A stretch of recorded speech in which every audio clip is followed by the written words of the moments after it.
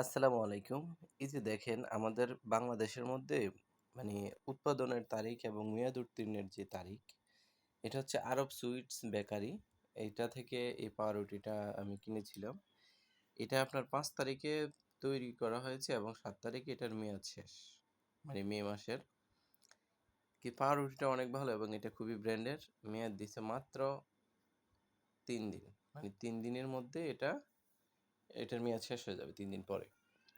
এই আবার আরেকটা পাউরুটি দেখেন, মানে এটা লেখা অল টাইম, এটা অরিজিনাল অল টাইম না সম্ভবত। এটার মধ্যে দেখেন যে ৫ তারিখে হচ্ছে এটার উৎপাদন, এটার মেয়াদ হচ্ছে ১০ তারিখ পর্যন্ত, মানে ৫ দিন। তো এখন আমরা বাঙালি কোনটা বিশ্বাস করব যে একটা পাউরুটিরও মানে যেটা ভালো একটা ব্র্যান্ডের কোম্পানি, আরব যে বেকারি, সেটার আবার মাত্র ৩ দিন হচ্ছে এটার মেয়াদ। তাহলে এটা যদি ৩ দিন পরে এটা মেয়াদ উত্তীর্ণ হয়ে যায়, মানে এটা আর খাওয়া যাবে না।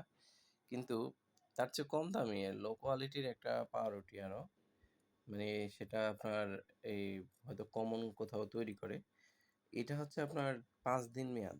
তো এখন আমি যদি ডেট দেখে এই পাউরুটিটা খেতে যাই, যেটা আপনার ভালো পাউরুটিটাই আমার ৩ দিনের বেশি মেয়াদ থাকে না, সেটা ৫ দিন পর্যন্ত কিভাবে আমি খাবো? তো মানে ডেট দেখে খাওয়াটাও আমার থেকে মনে হচ্ছে যে এটাও খুব রিস্ক থেকে যায়। যে বাংলাদেশে যে এইসব অনেকগুলা কোম্পানি আছে, নিজেরা নিজেদের পণ্য তৈরি করে, নিজেরাই বিপণন করে। ওরা ইচ্ছামতো একটা ডেট বসিয়ে দেয় যে এটার মেয়াদ যদি থাকে ৩ দিন, এটাকে দিয়ে দেয় ৫ দিন, ১০ দিন।